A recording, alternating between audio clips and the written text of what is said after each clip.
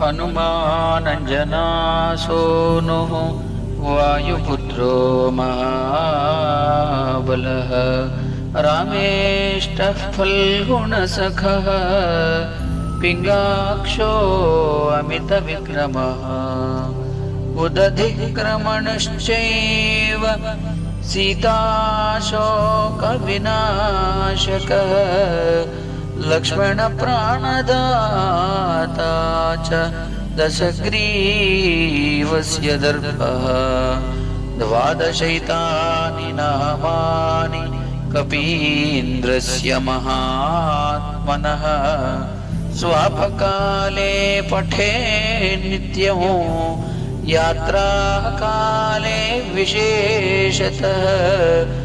तस्य मृत्युभयो नास्ति सर्वत्र विजयी